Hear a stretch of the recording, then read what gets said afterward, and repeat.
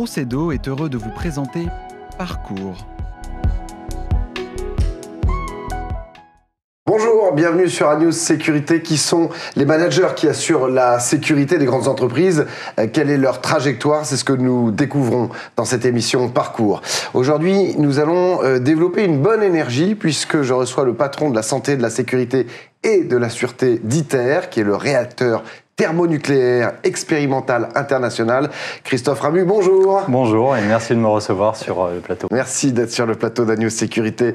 Vous êtes originaire de Manosque, dans le sud de la France. Vous avez fait vos études du côté de Marseille, dont un DUT hygiène et sécurité pour être sapeur-pompier. Vous faites d'ailleurs votre service militaire au bataillon des marins-pompiers de Marseille comme officier, 15 mois exactement. Oui, tout à fait. J'ai eu un début de carrière avec une vocation qui est née par mon grand-père, qui était pompier volontaire, et mon père, qui était pompier volontaire à côté de l'entreprise familiale. Nous avions la caserne des pompiers. Et donc, très jeune, je deviens sapeur-pompier volontaire. Je découvre qu'il y a un DUT hygiène et sécurité qui permet d'être officier sapeur-pompier. Ouais. Et donc, je fais l'IUT de Marseille en 91 jusqu'en 93.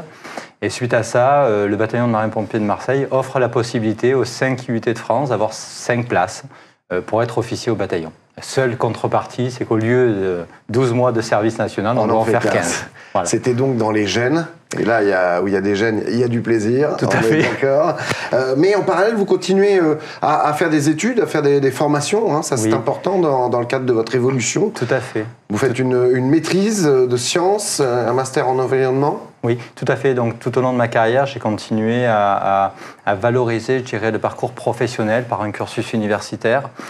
J'ai effectué donc une maîtrise en sciences à l'université de Saint-Jérôme avec un master en environnement qui m'ont servi plutôt sur la partie NRBC que je gérais au sein du bataillon de marins-pompiers de Marseille. Et enfin, après, dans ma deuxième partie de carrière, la marine m'a permis de repartir une année sur les bancs des écoles. Et donc, je suis allé à l'ENSAM, aux arrêts métiers, à Arrêts métiers Paris, où j'ai fait un master spécialisé qualité, hygiène, sécurité, environnement. D'accord, la marine qui vous permet donc de rester à flot en termes de formation. Tout à fait. En 93, c'est le bataillon opérationnel centre de secours, toujours dans le sud de la France. Tout à fait. Donc, à l'issue des 15 mois, quand je suis arrivé, j'étais sûr de vouloir partir du bataillon à l'issue de mon service, puisque j'avais le concours d'officier sapeur-pompier. J'étais pris à Toulon comme officier de sapeur-pompier civil. Et pendant ces 15 mois, j'ai tellement aimé ce que j'ai vu au sein de Marseille. Faut imaginer que la nuit, on était seul officier pour tout Marseille. Donc j'étais jeune sous-lieutenant avec une ville de 800 000 habitants et ses interventions. Et donc j'ai tellement aimé ce que j'ai vu que j'ai décidé de rester au sein du bataillon. Et donc première partie de carrière, 1993 jusqu'en 1996, dans des centres de secours et des casernes opérationnelles. Alors très exactement, vos missions sur une aussi grande ville que Marseille? Donc en fait, à l'époque, Marseille était séparée en 5 grands centres opérationnels. Et donc, j'étais à l'époque officier en 3e de ces compagnies-là, en charge de tout le matériel, de toute la technique. Et donc, c'était un quartier qui était plutôt quartier nord de Marseille. Et je défendais aussi les ports. Donc, on avait aussi une vocation opérationnelle en dehors de nos fonctions administratives.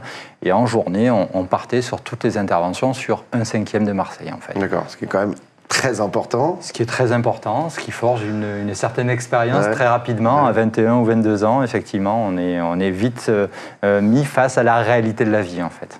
Alors, en 96, quelque part, vous quittez la terre pour la mer, puisque vous montez à bord du Charles de Gaulle, le porte-avions, qui est en pleine construction. Hein. Donc là, il y a des missions de sécurité classiques, quelque part, mais qu'il faut adapter dans un univers très particulier. Oui, donc 96, la marine aime beaucoup avoir un marin-pompier ayant une expérience opérationnelle sur des navires.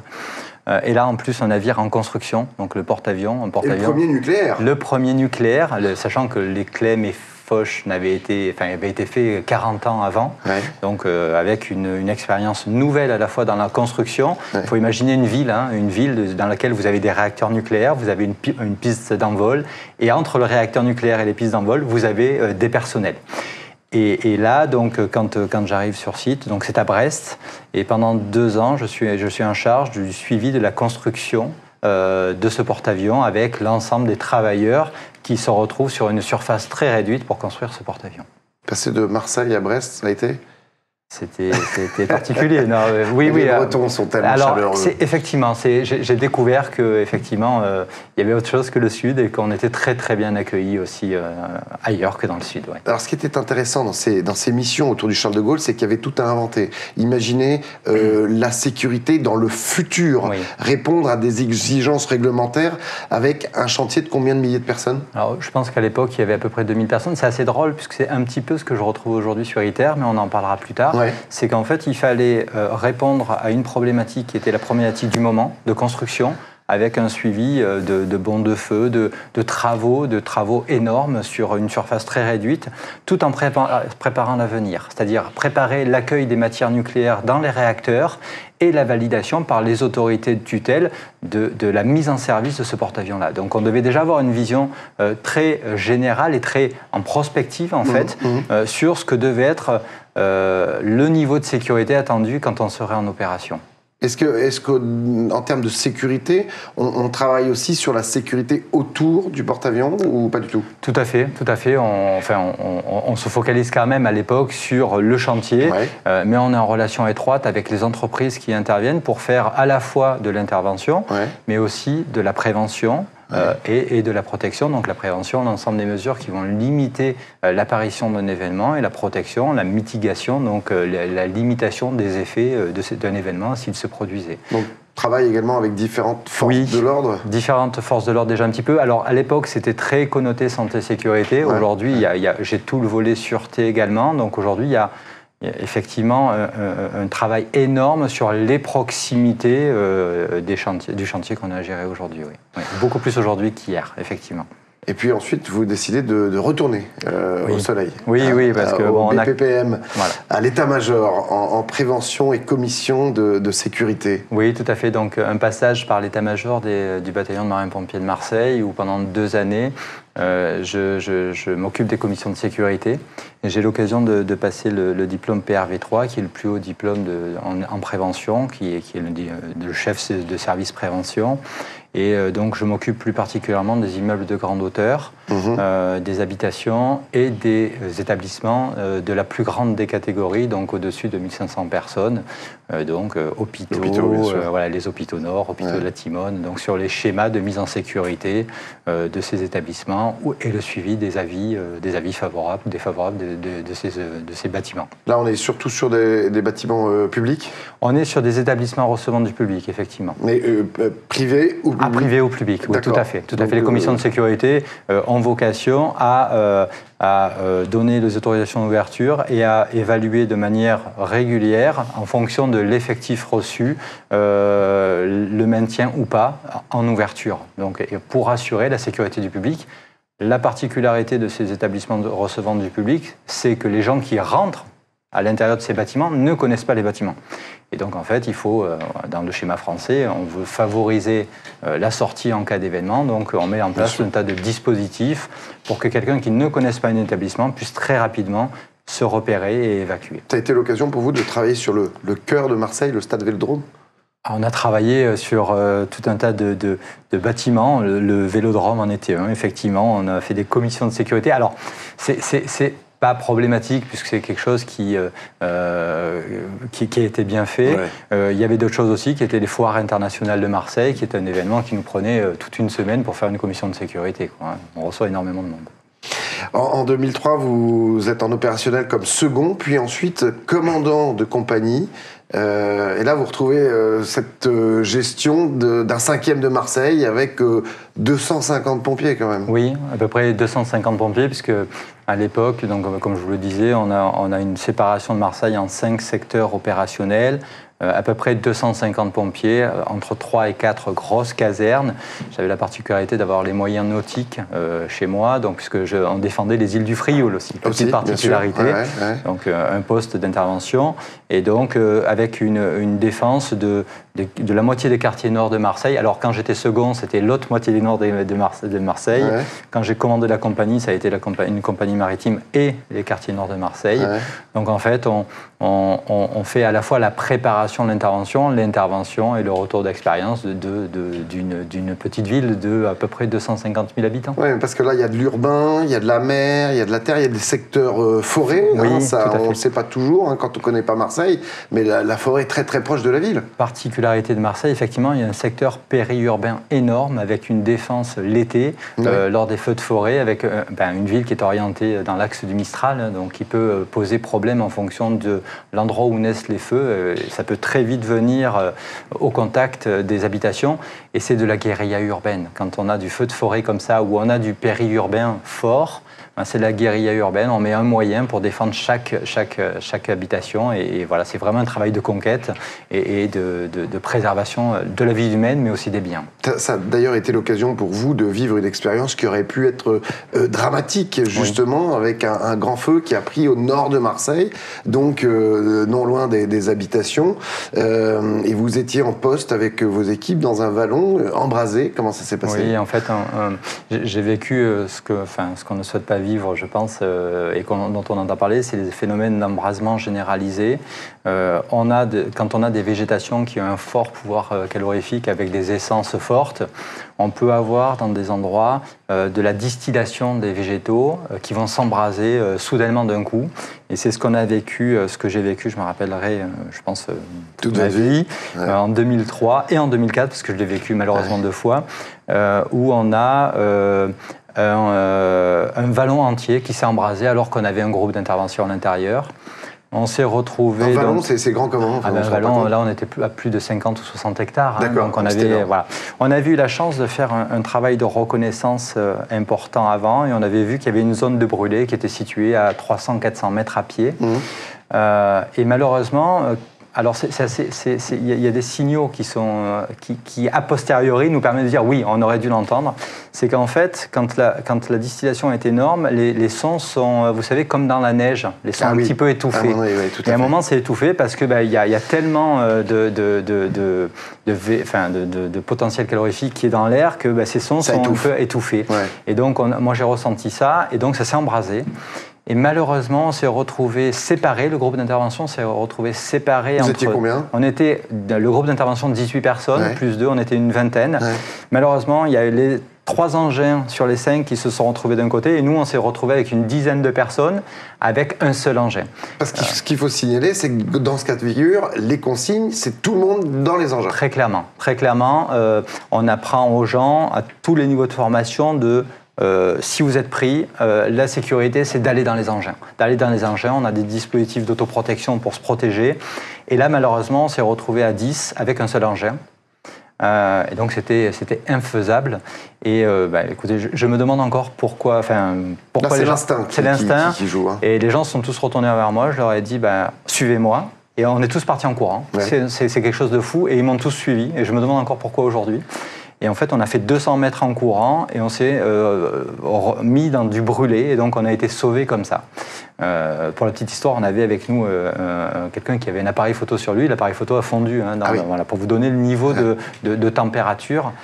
Et là, on a un petit peu la solitude, je dirais, du responsable, parce que pendant quelques minutes, on sait qu'on a sauvé une partie des personnes qui étaient avec nous, mais il manquait 8 personnes. Et là, j'ai vécu quelques minutes très longues pour savoir s'ils étaient en vie ou pas, mais bon, tout le monde était sain et sauf. J'imagine très, très rapidement une réponse à une question que je me pose. On voit souvent, quand il y a des feux, effectivement, dans le sud de la France ou dans le sud-ouest, des Canadair qui interviennent. Oui, tout à fait. Est-ce qu'on est suffisamment équipé en France en termes de Canadair? Moi, j'ai entendu dire que les Canadair de Marseille venaient souvent du côté de Bordeaux quand il y avait les feux de Bordeaux et inversement. Est-ce que c'est vrai? Je suis moins à jour aujourd'hui pour vous donner un état sur la couverture opérationnelle. Je pense qu'en France, on a un schéma opérationnel qui est très bien fait, où on donne la priorité d'engagement des moyens aériens aux feux naissants pour essayer de maîtriser les feux quand ils sont nés, et des moyens aériens qui soient à voilure fixe, donc Canadair et autres, ou hélicoptères, pour des moyens plus locaux, sont des supports très très importants pour la lutte contre les feux de forêt. Vraiment, c'est quelque chose... On a un schéma qui est très très bien fait en France aujourd'hui, de réponse sur les feux de forêt, et je pense que les moyens sont extrêmement complémentaires et ça fonctionne bien. Alors de l'action, ensuite, vous passez à la formation à l'école des marins-pompiers comme second puis directeur de l'enseignement pour faire former justement les marins-pompiers pendant le cursus initial, mais également des formations tout du long de leur carrière. C'est 750 élèves et il y a des dizaines de formations, ça c'est important de le souligner. C'est que tout du long de leur carrière, les marins-pompiers continuent de recevoir des formations diverses et variées. C'est un petit peu ce qui fait la force dans les armées. Et chez les pompiers également, que ce soit dans les armées ou chez les pompiers, c'est cet ascenseur social dont on entend parler, ou d'escalier social, puisque les marches sont plus ou moins hautes. Et en fait, quelqu'un qui arrive chez nous avec un niveau scolaire qui va être un BEPC de l'époque ou un bac, peut devenir sous-officier ou officier. Et dans sa carrière, par contre, il va falloir qu'il revienne très régulièrement sur les bancs d'école. Alors à l'école des marins-pompiers, on formait effectivement 700 à 750 élèves par an pour que, soit sur des formations initiales, soit sur des formations de rendez-vous, c'est-à-dire de chef d'agré, de chef de groupe. Donc voilà, on formait les gens tout au long de leur carrière pour qu'ils tiennent de nouvelles fonctions. Et ça, la formation, vous continuez, j'y passe rapidement parce que le temps tourne à une vitesse dingue. 2009-2010, adjoint formation, études, nouveaux matériaux, matériel et équipements pour les bataillons. 2010-2012, chef de division, entraînement, formation en charge de la formation, feu, sauvetage, directeur, relations internationales. Et c'est à ce moment-là, 2012, que vous décidez de quitter votre équipe de cœur, les marins-pompiers, pour aller quelque part vers d'autres horizons. Après 20 ans, vous devenez au départ directeur sécurité, sûreté d'ITER. ITER, peut-être le grand public ne sait pas encore très exactement ce que c'est, mais au fur et à mesure que le temps va avancer, il va en entendre parler. C'est un projet fantastique. Oui, donc 20 ans de carrière, à 40 ans, je me pose la question, est-ce que je fais encore 20 ans dans ce milieu-là, ou est-ce que je vais vers de nouveaux challenges ? Et ITER, j'avais déjà un œil particulier sur ITER puisque je m'occupais de tout ce qui était des interventions NRBC. J'étais en charge des interventions nucléaires, radiologiques, bactériologiques et chimiques. Donc j'avais un œil sur ITER. ITER veut dire le chemin en latin. Et ITER, c'est un projet international sans équivalent dans le sud de la France où 35 nationalités sont représentées pour le futur de l'énergie nucléaire. Le futur de l'énergie nucléaire, c'est quoi? C'est passer de la fission à la fusion. La fusion, on est totalement à l'opposé de ce qu'on fait aujourd'hui. Aujourd'hui, on casse des noyaux lourds et on récupère de l'énergie. ITER, c'est l'inverse. C'est agglomérer des noyaux légers pour faire de la fusion. C'est ce qui se passe exactement à la surface du Soleil. Si cette phase expérimentale va au bout de son succès, on va gommer tout un tas des inconvénients du nucléaire actuel. C'est-à-dire ? À savoir qu'il n'y aura pas de déchets, par exemple, haute activité vie longue, puisque le matériel qu'on va utiliser, c'est le tritium, et qu'en 80 années de stockage, ça va devenir des déchets banals. Donc on n'aura pas de déchets haute activité vie longue. Il n'y a pas de risque d'emballement. Pourquoi ? Parce que le principe de fonctionnement d'ITER, c'est on met un gaz dans une chambre qui est vide, dans lequel on a presque le vide absolu, et on chauffe ce gaz, alors à 150 millions de degrés. Donc on chauffe ce gaz, il devient plasma. Ça ne se fait pas dans un micro-ondes, quoi. Non, alors c'est assez drôle parce qu'on utilise 4 types d'effets pour arriver à ces 150 millions de degrés, dont un sont l'effet micro-ondes. Bon, on met 28 000 ou 30 000 micro-ondes pour arriver à ça. Voilà. Et donc en fait on chauffe, ça devient un plasma. Ce plasma, il est au centre d'une machine et rien ne résiste à 150 millions de degrés. Et donc on a un champ magnétique qui est créé, 300 000 fois le champ magnétique terrestre, pour que ce plasma reste au centre de la machine. C'est tellement dur à obtenir, tellement dur à entretenir, que la moindre perturbation arrête ce plasma, la chaleur s'évacue de matière naturelle et on n'a pas de risque d'emballement. Donc ça, c'est très important aussi, c'est quelque chose qui est safe vis-à-vis de tout ce on peut connaître dans nos retours d'expérience actuels en termes d'intervention. Totalement révolutionnaire. Alors justement, là, il y a des missions de sûreté, de sécurité et de santé, bien évidemment, autour d'ITER, qui sont extrêmement importantes. Oui. Alors, c'est un projet qui s'étale déjà sur... dans le premier plasma est prévu en décembre 2025. D'accord. Plasma sans matière nucléaire pour vérifier que la machine fonctionne. Et après, on continue à construire jusqu'en 2035. Et 2035, premier plasma de puissance. Le but est d'avoir une réaction qui produise 10 fois plus d'énergie que ce qu'on y a mis. Donc on aura 50 MW de puissance d'entrée, on en sortira 500.